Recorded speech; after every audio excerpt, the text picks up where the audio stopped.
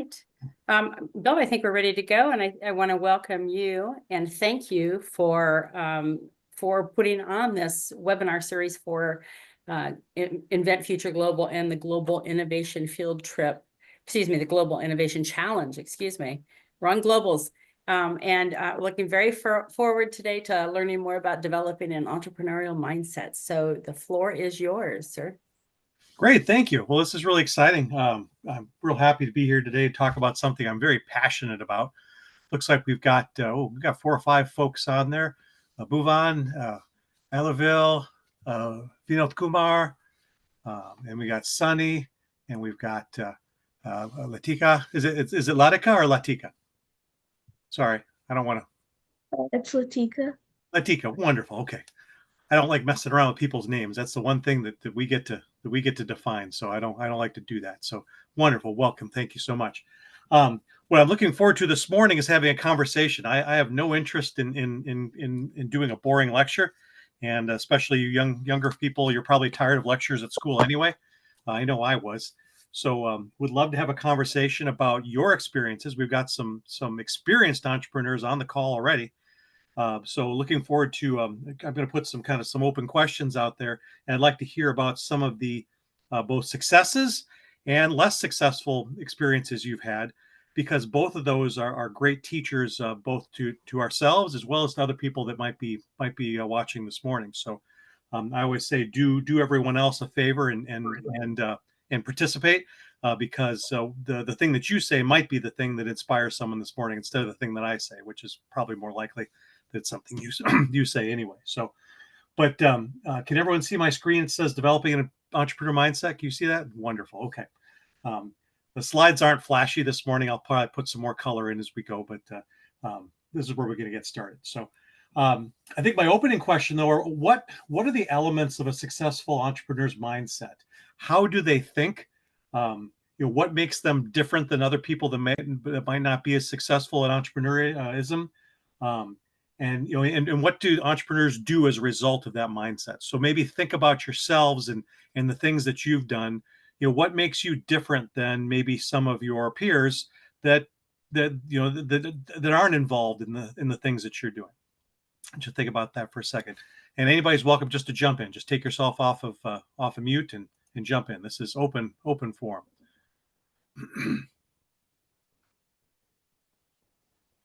Give you a second here. I can start if it'll help you. When I think about myself versus other people, it's really important to have a different type of mindset. And that mindset, instead of just kind of going through the world and kind of experiencing as it comes to you, it's kind of meeting the world halfway. Really great entrepreneurs look at the world, and instead of just seeing what it is, they see it for problems and opportunities. For instance, when I was in college, people told me that physics class in college, after you take physics, you never look at the world the same way again, because you once you take a physics class, you look at the world in terms of forces and mass and all that sort of stuff. And that's very much the case. And chemistry is a little bit like that too. You see the world for the chemicals that it's made up of. But for entrepreneurs, you start looking at the world and you start recognizing problems and opportunities instead of just kind of going through your day. For instance, the other day I was in a grocery store, and this is something I observe a lot, is I see people about my age that are mothers and fathers of families, and I see them at about 5:30 at night, right before dinner time. I see them very frantically going through the frozen food section of the grocery store, trying to put together some sort of meal at the last minute because they really want to get their family around the table for dinner, and because that's really valuable to them. And I see that, but I see how much of a rush they are, and I see that sometimes they're selecting things that aren't the healthiest food in the world, but I can see that that's not the important part of it. It's just getting a hot meal on the table and spending time with their family, because everyone's going off in different directions. You may see the same thing if you're going down the street. You may see garbage in the street or not where it's supposed to be. You may see people that are that are living on the street or living in poverty or selling things on the street, and you see, and you can think about that and you say, hey, there's a problem or an opportunity here. And that's what entrepreneurs do, is they start with that, and it's sort of an idea. But for me, ideas are things that I always look at with suspicion, because typically when you have an idea, you're not the person who would actually be the consumer of a solution around that idea. So ideas are great, but I always look at them with suspicion, because a lot of times y'all talk to someone, they say, hey, wouldn't it be cool if we built blank? And I say, well, I don't know if it'd be cool or not, because I'm not the person that would help or that we think that might help. So does anybody know where, when you have an idea like that, what's the first place you need to go? Do you go to your back room and at your home, and do you start building a solution, build, or what should you do? What should you do when you think you have an idea that might help someone? Any thoughts?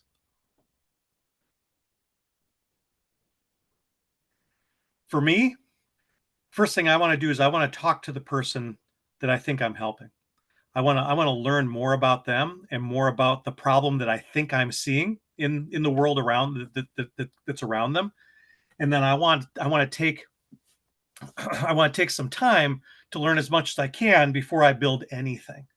And that's the other thing about great entrepreneurs versus the mediocre ones. The mediocre entrepreneurs will build first and then try to find maybe the problem that this solution would solve. And that can be really frustrating, because um, because you could spend a lot of time building something and you're very proud of it and you're excited about it, and then you actually show it to a customer and it doesn't meet what they needed, and that can feel like you failed. Well, in a way you did, but you didn't fail at being an entrepreneur. You failed at taking the time to talk to your customer and understand them. And actually that customer, that what we call a customer empathy, which is getting into your customer's shoes and understanding things from their viewpoint, that's actually the most fun part of being an entrepreneur. For some of you may think, well, actually, no, it's building stuff that's fun, and that is fun and it's exciting, but it's not fun when stuff you build misses the mark. And so you can really increase your chances of success in building something when you spend that time with the customer, understand who they are, what their problem is, how they experience it, and how they're trying to solve it now. Because one of the most common things that happens when you build something, you give it to the customer, it might be the right solution, but they might not be able to access it, either because of cost or where they are, or some sort of barrier to using it. And when you talk to someone and you understand how they're trying to solve now, you see how they use things. And that's one of the most exciting things. An example of this is some people I was working with had an idea. Hey, people, elderly people in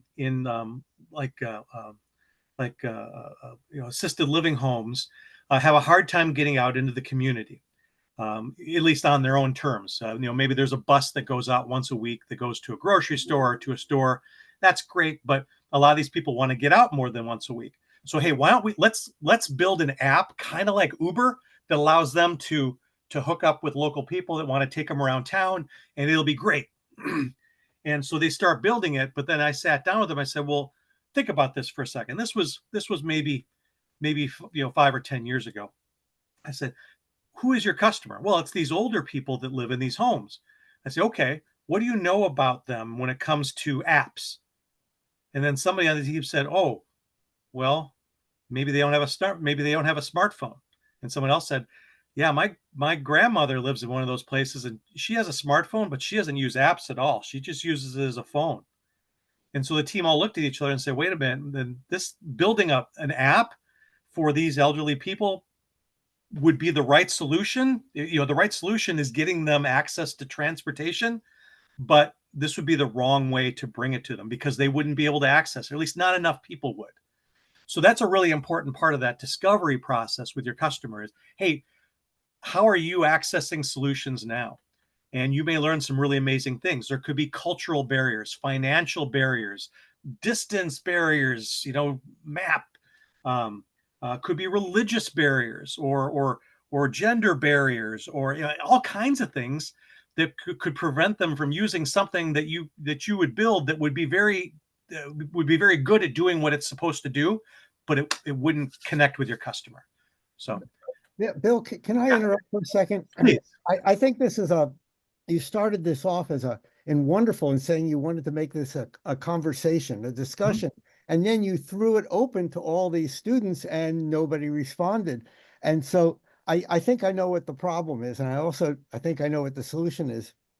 I believe that all of the young people watching here are very good students, traditional good students. Yeah. And the way you get labeled as a good student is by not making any mistakes. Okay. And so they are good students because they don't like to make mistakes. And since they don't know exactly what you were asking, they are afraid to respond because it might be a mistake. So I think, Bill, what you have to do is you have to force them to get into the conversation. So right now, Sonny is smiling, and I'm going to say, Sonny, unmute yourself and tell us what you're thinking. You have to. Come on, unmute. There are no wrong answers here. That's for sure. Now, Bill, you have to go around and force everybody on stage. Okay. Well, I need to have permission to do that because I don't want to make anybody uncomfortable. I want people to come back next week. Now, Sonny, please tell us what you're thinking. I mean, I think what you said makes a lot of sense, that like an entrepreneur has to see potential in everything and that they have to like do their research to make sure like there is an existing solution for that already, or like maybe somebody's tried that idea and they failed it. So you want to see if that's happened in the past so you don't like make the same mistake. Yeah. Or like the more you talk to the consumer, the more you can kind of improve your own idea and like build onto it to see what other factors go into the problem. Yeah. Who's the best person to design your product, really, when you get down to it? The consumer. It is. And the really cool thing is if you let them, they'll design it with you because they'll be excited about it. When you find that early adopter customer, the person with the strongest version of the problem, they're desperate to solve it. So they'll work with you for free. That's exciting. Sonny, can you tell me about a time maybe you've done some research? Tell me about like maybe your favorite type of research you do when you're working on something. What sort of stuff do you like to look at or do? What kind of activities? So I'm interested in like coding and computer science. So I like to go to hackathons with my friends. And a hackathon is like you basically get like 36 hours to build a project and they give you a prompt or some kind of problem, but it's very vague. So for example, like one of them was food insecurity. It's really vague. So we just started by like brainstorming everything that like what we saw people struggling with. So we thought that the people that struggled a lot were like lower income families and university students because they have to like balance working to support themselves and school. And then we just throw out different ideas. And then we try to combine everything, which now, to be honest, I wouldn't do. But at the time, we just tried to combine different ideas. And then, well, we didn't really have the opportunity to talk to like a lower income family, but the hackathon was run by university students. So we kind of got some like experience from them because they live the, the challenge that we're talking about. Yeah. Yeah. And then we did some research about like what other companies do for like specifically for food insecurity. So like for example, if you know the app like Too Good to Go or something, it's basically they like connect with different restaurants and when the restaurant has leftover food, they'll let you know and they'll give it to you at like a discounted price. So at the end of the day you can get like so they don't throw out the food and you can still get it. So we kind of implemented that, but we tried to add like a map system so that you can click on like that deal and then it'll give you the navigation, like the directions to go to that restaurant. So that was one thing we did. Yeah, I thought that was pretty fun. That's really exciting. In that it is exciting because you as you're going, you're learning, and so as you do this type of research, the work that you're doing gets less and less risky, not more and more risky, because when Yeah. you just start with an idea and you say, hey, let's go build this, every day that you're building and not talking to your customer, you're getting riskier and riskier and riskier because you're building and building. Like you said, you combined a bunch of ideas. And that's right. That's something you probably don't want to do, at least not early on, because you want to always build the simplest thing to test the riskiest assumption you have with your customer. What's that tiny thing? Hey, if we do this, will the customer do that? You know, it's a series of hypotheses. If we do this, the customer will do that for this reason, because we believe we know them. So that's really exciting. And I can tell how excited you are about, you know, how exciting it is for you just by listening to you. And I'm the same way. I get all excited too when I talk about this, because you're learning more and more, and you know you're getting closer to that solution. You're getting less wrong. And people talk about, oh, you know, I'm making it right. No, you're not making it right. You're making it less wrong. And every time you do an iteration, you do another prototype, and you make a little adjustment, you show it to your customer again, you get a little less wrong. Even if it was more wrong this time, you get less wrong because you know not to go down that path, which is super exciting. Thank you so much, Sunny. That was really cool to hear. Thank you. Now you got me all excited now too. So, Latika, did you want to share something? You're involved in a really cool project with the Urban Heat Island project, right? Yeah. Yeah. So tell me about some of the research that you've done to kind of learn about this problem in the context of who your customer is, or the types of things that you've done to learn. We had like researched about urban heat, and like we wanted to see if it's like a real issue like everywhere, and also like potential solutions. So we had to research a lot about that. And also, since it affected like my co-founder, like Sanvi, personally as well, because she's in color guard, and she told me that they had to reschedule practices, and she said maybe like other band people, like marching band all around the world, or all around America, might be facing similar problems.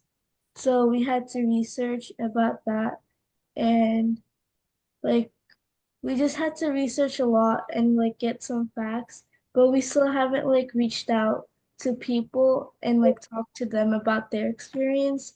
So maybe that would be a good next step for us. Yeah, you could look at, this is one of those things where you can kind of you could go around on a hot day and look at people's behaviors versus on a day that isn't hot. And then you can start saying, hey, look at how people are moving around. Look at how they're doing. Like Julie was saying, we had to run from tree to tree. That's a great quote from a customer. We had to run from tree to tree because it was so hot. That starts to inform that. So sounds like you've done some great research, and your co-founder is a customer, and that's a great place to start, where you actually have some of that empathy. And as you're talking about that, it sounded that sounds familiar because both of my two older children were in the marching band, and they had to wear those heavy outfits in the summer in the parades. And I'm in Wisconsin, and it's not as hot here as it is in Texas or in other parts of the world, but some of the other kids in their marching band, some of them would pass out during the parade, and they'd have to get water, and you'd have to call an ambulance sometimes because it gets so hot. So that's great. You're already thinking in terms, and you've got a co-founder, and that's an important thing. Having a co-founder who maybe is a customer. So maybe you've got an idea, but you're not really connecting well to the customer. Hey, let me go find someone who's an entrepreneur and someone who's experiencing it, and they can help bring that and help get us to those customers. So now you and your co-founder can go out, and like you said, you could find people that are in marching bands, or people that that work outside during the day, or those kind of things. So that's fantastic, and it's exciting learning, isn't it? Yeah. Absolutely. So very cool. Let's jump into this one here. How are we doing on time? Oh, we're doing real well on time. So embracing risk and failure. Just real quick about this one. We've talked a little bit about this. Jake was talking about failure. maybe in a class there is failure because I guess you could get an F in your class, and that I guess that's failure. But I don't think that's a problem for anybody that's here. Failure is something that word is almost not even in my dictionary when I work with teams that are working in the entrepreneurial space, because failure only happens when we fail to learn. So, Latika, if you went out and talked to a few people and you didn't learn anything about Heat Island, that would be sort of a failure. Except if you learn, hey, these aren't the people to talk to, then it's still actually a success. The real failure is when we go out and build something big. We spend a whole lot of money, somebody else's money sometimes, to build a product that we then hand to the customer and they say, I can't use this, or this doesn't help me. That's the only failure. But the really great thing is we can avoid that kind of failure by doing the things that Latika and Sunny have already been talking about. We go out and talk to people. We can understand and learn from people in their context before we build something big and expensive. At the very least, we can build something really small and really cheap and show it to a customer.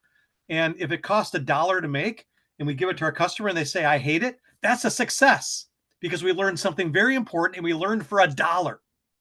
I had a team once that prided themselves. They'd been working for 6 months on a project, and they had only spent $53 over that 6 months. They were very proud of it, and yet they had learned actually more than every other team had that was in our accelerator. And some of the teams had spent thousands of dollars. And so that's one of your metrics: is how small an investment can I make to learn the maximum amount. And that's the discipline that you need. Because again, we're tempted to build something big because, well, we don't want to show the customer something that isn't finished. Actually, we do, because our early adopter customer doesn't care if it isn't finished. They just want a solution. They don't care if it's pretty, if it's the right color or the right shape, just if it'll do something to get them down the road. So, um, um, yeah. So don't worry about failure because it doesn't really exist unless you're doing it the wrong way. And I don't think anybody here is doing it the wrong way. The resilience and adaptability. So this is where I'll open it up again to anybody. The pivot. So you get to a point where what you're doing, it doesn't seem to be hitting the mark. You seem to be missing something, or the customer saying that's not exactly how it works. That doesn't help me. That's the point we call a pivot, where you've got a customer, a problem, or a solution that wasn't right. So at that point, what do you do? Do you keep trying to, when the customer says no, do you just keep trying to solve a problem they say they don't have? Or what do you do at that point? Do you give up? Are you sad? What do you think at that point? No wrong answer here, by the way. This is your experience. What's happened when you've kind of run into a dead end? This could go for Sanjay or Alira, Bhuvan, Alaville. Any of you. Go ahead and jump in. Sanjay, have you ever had a setback like that where things just aren't working, or you're frustrated? Maybe when I'm like,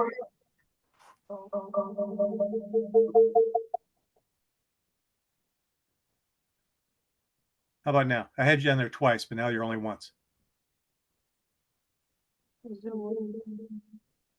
Let's see here. I've got you twice on the screen. I've got you in a picture, then I've got one that doesn't have your picture. I'll come back. How about that? You figure it out. Bhuvan, Alaville, a time where you were working on something, you had a setback, it just doesn't seem to be working. What do you kind of want to do at that point? What do you? Hi. Hi. Yes. Okay, so this question is really something that I guess we could all relate to, because not everything works out the way we plan it, even though we think we've imagined all the possible scenarios and Yeah. tried to plan as best as we can. And I guess it just allows us to accept the situation and go back to the problem and go back to the table, figure out what went wrong. Because if we don't, the next thing to do is really give up, which we don't want to do. Yeah. So just have And to and reset. yeah, absolutely. That's fantastic. And give up is okay if there's no problem to solve. That's okay. Like if it turns out there actually isn't a problem, you can give up, but then go do something else. Obviously, don't give up on life. You do something else. But pivots, there are three types of pivots I mentioned, and they're up on the screen. You pivot on the customer. Hey, we had the wrong customer here. They didn't have this problem that we saw in the world. That can happen. You could talk to the wrong group of people. But you switch and you go to somebody else. You may have the wrong problem. So hey, this problem that we thought was a big problem isn't. It's actually a small problem. But while we're out while we're learning about this small problem, hey, we saw this other problem, so we're going to follow that one now. So we're it's like a maze. You get to a point and you can go left or right. Well, no, we went left, that didn't work. Now I'm going to go right. It's that simple. Or a solution. Hey, we've got the right customer, we've got the right problem, but our solution is missing the mark because we missed something about that customer and the problem.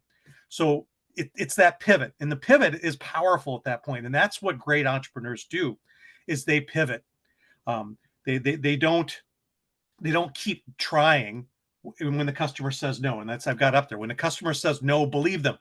They're telling you no, but understand why they're saying no. Are they saying not now? Are they saying not to this thing? Are they saying it's too expensive, or I don't trust you? Understand those things, and very importantly, be ready to let go of your idea. Sometimes as entrepreneurs, we get this great big idea that we think is fantastic, and then we find out that it's actually terrible, and that's okay. Most ideas are terrible because we had them, not the customer. But letting go of that and saying, you know what, it felt like a good idea, and I learned as much as I could, but it wasn't a good idea. But what came out of it is this other thing, this new idea that's probably better, and that's what's exciting. So it's making what you're doing not about you. Make it about your customer. And when you make it about your customer, then I think some of the hangups that some of us have about failure and worrying and that sort of thing, those go away because, hey, I'm just gonna work for the customer here, and I'm gonna go where they show me. And you can't go wrong.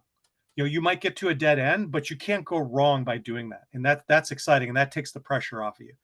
It makes you not feel like you have to drive it all, because it really is coming from your customer then. The last one here, send this out to everybody. Setting goals and maintaining focus. What kind of things that you run into? I know we only have a couple minutes left. What kind of things that take your focus away? What sort of things distract you from maybe what you should be doing when you're in an entrepreneurial setting? Sanjay, were you able to figure out your sound, or you still have an echo? Okay. What sort of things distract you?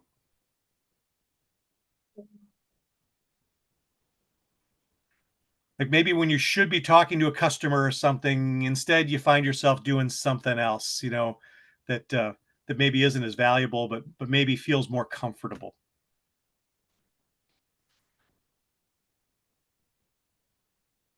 I can let you think about that one too. Alaville or Sunny or I have an answer. yeah. So, I founded a nonprofit that's like dedicated to empowering women. And I think in the beginning, something that I noticed I would do a lot is I feel like because I have a team, their main like role would be like creating proposals or just like working on like the nitty-gritty details, whereas Uh-huh. I should be more focused on like communicating with our partners or like kind of doing more outreach and finding opportunities for us and putting myself out there. But I think in the beginning, I would focus a lot on the details, and it was a little bit inefficient, but I would get really caught up in like making everything perfect. And There you go. yeah. And then I think I realized that I have a team who can do that part for me, and I have my own things to focus on. Perfection is an enemy because it's not important early on. One of my other sayings that I use is it doesn't have to be perfect. It just has to be.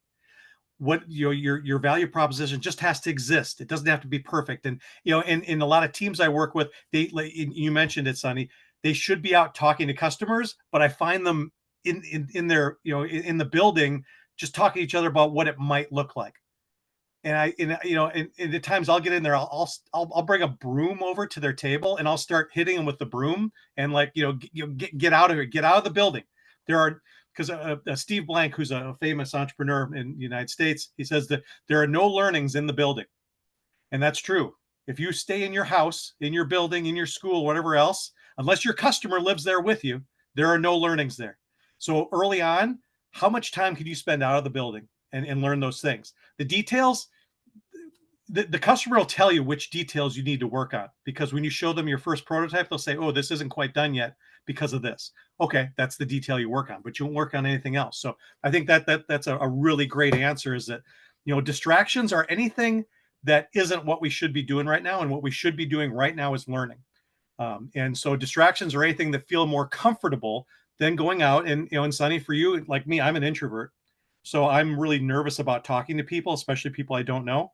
So I'll delay that, or I'll even send other people out on the team to go do it. Just have them come back and tell me. That's not good either, because I need to go hear for myself. I need to go listen. So great answer there. That's our 30 minutes already. Geez, that was pretty fast. How about some closing comments? Anyone so far on this particular topic, which is the entrepreneurial mindset? Anybody want to have a reaction to kind of the things we've talked about today? Is there how has today's conversation provoked your mind? Anybody? Sunny or Oliville? Anybody? I will just add that as an entrepreneur, it's a lifelong effort of mine to close out those distractions, because it is always so easy to sink back into what I'm comfortable with, and I'm comfortable with building operational things. That's what I do best, where I feel most comfortable. So it's always an issue, and you always have to find new strategies to help you stay focused. So. Well, Julie, I wasn't going to call you out specifically, but I was hoping you'd pipe up. Yeah. And I have the same problems. I will sit, Sunny, you like coding. I love coding. I'll sit there and build an app that I know no one on earth will like, just because I enjoy doing it, when I should be out talking to somebody before I build something. Hey, will this even help you? I don't care. I just like coding. That's a hobby. That's fine. You can go do that, but that's not entrepreneurism. Entrepreneurism is learning first. So, and I spent an entire weekend building something once, but we had a lot of snow and I couldn't go outside anyway. So I just chalked it up as a hobby. So it was practice. Anybody else want to have any reactions or thoughts about how this just wanted to add on, like, Please. about, like, Julie, what you said about, like, how you always do, like, the operational stuff. Like, I think part of that maybe is also because of school, because in school, you don't really get the freedom to, like, think about what you want to make. You're just given the instructions, like, create this, which is still good. But, like, I think everyone's just really used to, like, okay, I know exactly what I have to make. I'm just going to work on making it and perfecting it. So I think I was really used to that. And then when I started doing things outside of school, like hackathons or like my nonprofit, it was like way more creative and free. And so I would still be like focusing on building and making it, instead of like focusing on what I'm making, if that makes sense. Exactly right. Yeah, it was probably backwards. It was opposite for you, because in the world today, we reward the idea people. Hey, he's an idea man. She's an idea woman. Ideas aren't the thing. It's learning.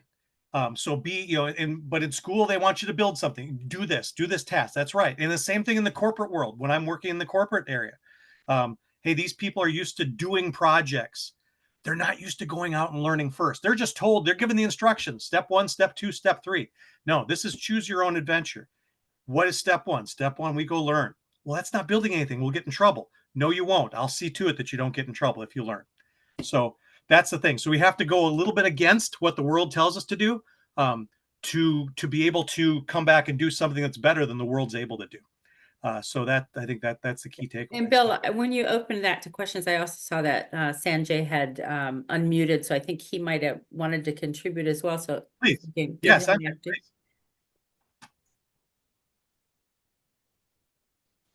yeah.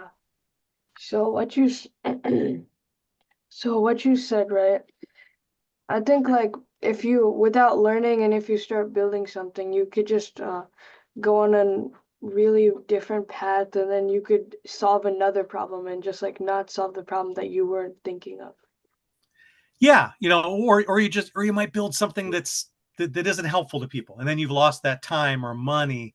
Um, but like me and my weekend project, maybe it's just exercise, maybe it's something you like to do, and and that'll help you get better the next time. But yeah, learning first is great, because then you don't waste that time building something that people might not want, and that could be disappointing too. Like, if you thought people wanted it, it could be really disappointing to show them the thing and they say, oh, that doesn't help me at all.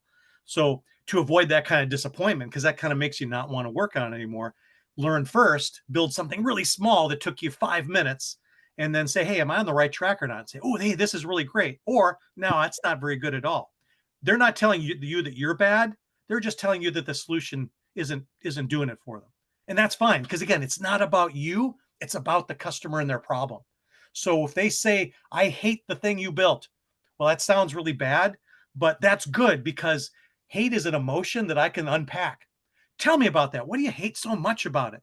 And then you learn this really amazing thing that, yeah, everyone else that's tried to solve this problem for me did the same darn thing. And that drives me crazy, because it means they don't understand me. And so you're listening and you're learning and you're saying, aha, I get it. And now you got the thing that nobody else got, because you at least tried. So keep trying, and then make that pivot, because in that case, that's a pivot. Oh, this is the wrong product. I need to pivot away from this product. There, here's the next one. Yeah, I like that. You're on the right track. And then that's exciting, and you get all this energy, and then you want to learn more. So yeah, thank you, Sanjay. That's fantastic. It can feel risky to go out and learn like that. But your customer doesn't think badly of you. They're so glad that you're trying to solve something for you. They really are. They appreciate you. And they'll tell you what they think, because they really want to solve it. So cool. Next week is identifying business opportunities. So that'll be a pretty good segue from where we were today. So we've got the right mindset now. We're thinking in terms of problems and opportunities. We're looking at the world kind of objectively, and we're seeing processes and things happen. Now, next week, we're going to identify really good ones. What are the types of research we're going to do? Sunny, I'll look forward to hearing from you on that, especially. Sounds like you're doing a lot of research. We'll talk about the skills that you're going to need, how to do really great interviews with customers, and then validating your business idea. How do we figure out if the idea is worth pursuing with more time and money or whatever? So that's where I am.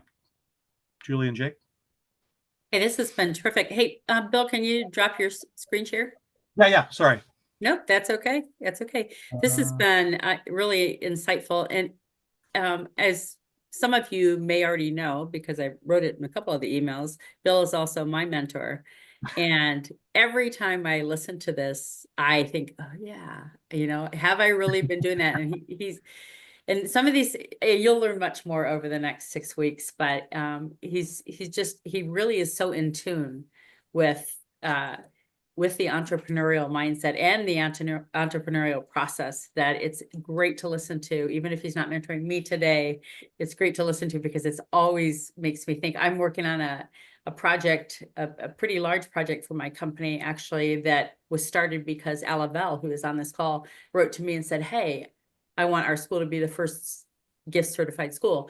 And it's probably been a year since I've talked to her about that project, and that's pretty shameful. So she's my best customer, because she's somebody I know, plus somebody that wants my product. And so it's always a struggle for some of us, but if you keep doing things like this to remind yourself and to allow yourself to be refocused and hone back in on what you should be doing, it's a good thing to do. So Alavelle, I'll be reaching out to you very quickly. That's fantastic. Look at that. There you go. Thanks so much for joining today. This was a lot of fun, and come back next week, and think about identity. Think about those moments where you're trying to identify opportunities to work on, and think about what's going on at those moments and what kind of things that you do or have done to learn about those. And then we'll talk about that next week, and we'll love to hear your best practices, and I'll throw in a few of mine. Sounds great. We'll see you all next week. Thank you, everybody. Have a great day. Yeah. Thank you. Bye. Thank you. Bye. Thank you. Bye-bye.